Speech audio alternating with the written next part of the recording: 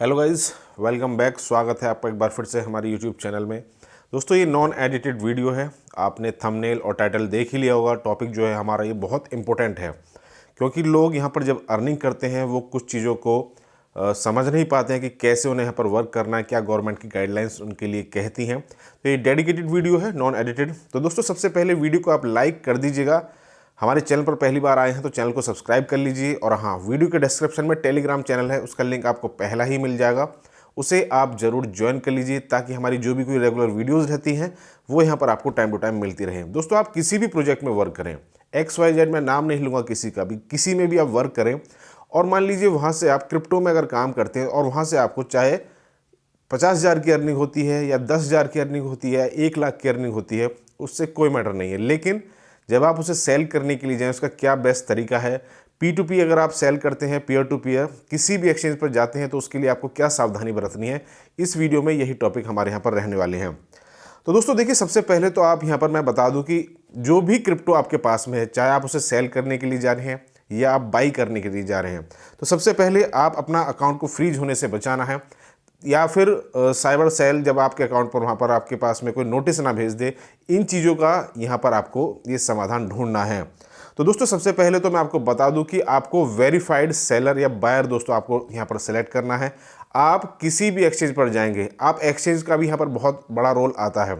ऐसा ही नहीं है कि आप किसी भी XYZ एक्सचेंज पर, मैं नाम नहीं ले रहा हूँ, लेकिन आपको एक अच्छा एक्सचेंज भी वहाँ पर सेलेक्ट करना है।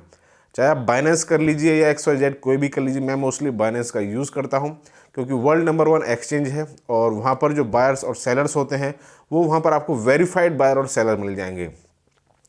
अब यहाँ पर एक चीज़ का आपको और ध्यान रखना है। मान लीजिए आप यहाँ पर USDT को खरीदने जा रहे हैं। मान लीजिए आपको 1,000 USDT खरीदना है। मान लीजिए लगभग उनका जो कॉस्ट है वो 85 से 90,000 या 80,000, जो भी वहाँ पर रेट चल रहा होगा उसके अनुसार रहेगा। अब जब वहाँ पर आप सेल करने के लिए जाएंगे या बाई करने के लिए जाएंगे, तो सामने वाला जो बंदा है, मान लीजिए मुझे यहाँ पर खरीदने हैं 1,000 USDT और वहाँ पर मैंने वेरीफाइड बायर और सेलर वहाँ पर मैंने देख लिया, तो वो आपसे ये भी कह सकता है कि आप इस अकाउंट में वहाँ पर पेमेंट कर दीजिए।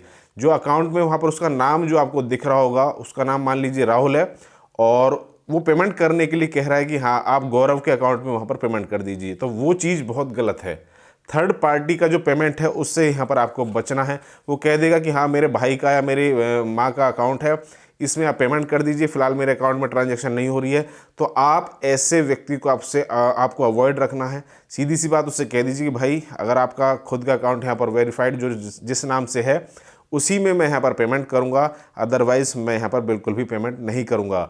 होगा क्या उससे, हो सकता है कि उसने जो थर्ड अकाउंट आपको दिया है या फिर थर्ड अकाउंट से वो जो आपको पेमेंट करने वाला है, या फिर आप बायर होंगे या सेलर होंगे, या तो आप उसको रुपए भेजेंगे INR या फिर वो आपको INR भेजेगा। अब जो व्यक्ति INR भेजता है वो उसकी जिम्मेदारी हो जाती है कि वहाँ पर वो TDS जमा कराए।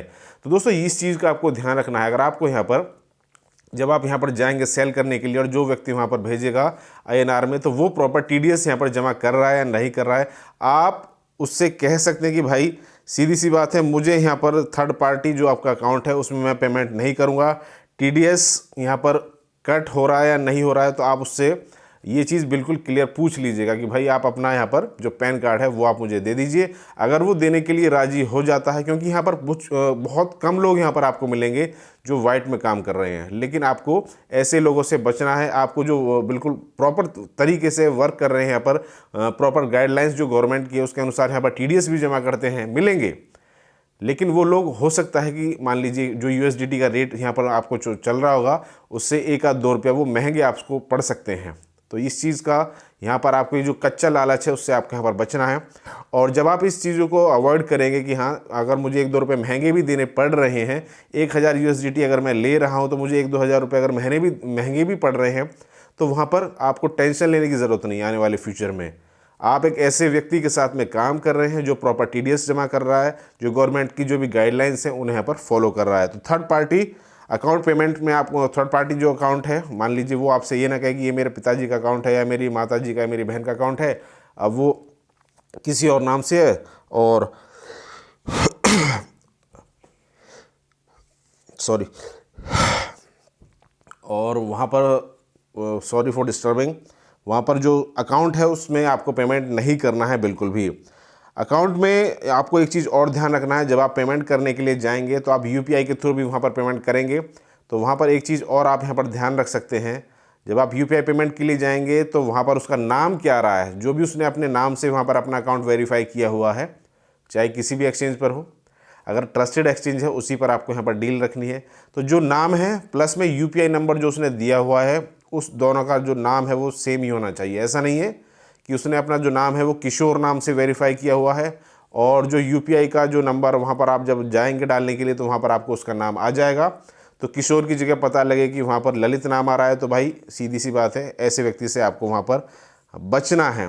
वो आपसे, फिर मैं आपको ये बता रहा हूँ कि वो आपसे फिर ये कह सकता है कि ये फलाने मेरे घर के किसी भी मेंबर का अकाउंट है, तो इस चीज़ का आपके पास में फिर लास्ट में कोई सबूत नहीं होगा कि यहाँ पर फिर आप उनसे ये कहें कि भाई इस अकाउंट में मैंने क्यों पेमेंट किया। हो सकता है कि उसने वो जो पैसा है किसी थर्ड अकाउंट से पेमेंट वो कर दे या किसी ऐसे अकाउंट से पेमेंट कर दे जिसमें वो स्कैम का पैसा या किसी भी XYZ ऐसा पैसा उसने वहाँ पर रखा हुआ है जिसमें फिर आपको वो प्रॉब्लम आ सकती है। क्योंकि आप पेमेंट करेंगे, मान लीजिए आप उसे USDT भेज रहे हैं और वो आपको INR भेज रहा है। मैं आपको देखिए बता देता हूँ, आपने अगर 1000 USDT सेल करने हैं और सामने वाला कोई ए व्यक्ति है, उसका नाम है यहाँ पर अशोक, आपने अशोक से बात की बाइनेंस के थ्रू या किसी भी एक्सचेंज के थ्रू, आपको 1000 USDT सेल करना है, उसे आपको अशोक को आपको पैसे देने हैं। वो करेगा क्या, अशोक के नाम से पेमेंट अपने अकाउंट से ना करके वो कह देगा कि भाई मैं यहाँ पर ललित का मेरा अकाउंट है, इस नाम से मैं पेमेंट कर रहा हूँ तुम्हारे अकाउंट में। अब ललित का अकाउंट से पेमेंट आया है आपको और आप बात कर रहे हैं अशोक से, ठीक है, और ललित का अकाउंट अशोक यूज़ कर रहा है। ऐसे केसेस आए हैं जल्द, कुछ ही दिनों में, कुछ ही महीनों में, तभी मैं यहाँ पर आपको वो चीज़ बता रहा हूँ। अब आपने USDT उसे भेज दिया और पेमेंट आपके पास में आई है ललित के अकाउंट से, तो आप समझ गए कि यहाँ पर वो ललित अपना अकाउंट से जैसे ही पेमेंट कटेगा तो वो पुलिस कंप्लेंट करेगा और वो पेमेंट आई है आपके अकाउंट में, तो वहाँ पर चांसेस हैं कि आपका जो अकाउंट है वो वहाँ पर फिर फ्रीज़ हो जाएगा। और आपने पेमेंट कर दिया अशोक को, ललित ने कंप्लेंट की, ललित ने अपना पैसा बता देगा कि भाई मेरे अकाउंट से इस अकाउंट में पेमेंट गया है।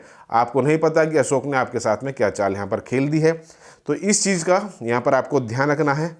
पैन कार्ड अगर कोई व्यक्ति आपको दे रहा है कि भाई ये मेरा पैन कार्ड है, आप मांग सकते हैं उससे, और ये बाइनेंस की गाइडलाइंस भी हैं, और जो अच्छा एक्सचेंजेस आप यहाँ पर सेलेक्ट करेंगे उसकी गाइडलाइंस भी है।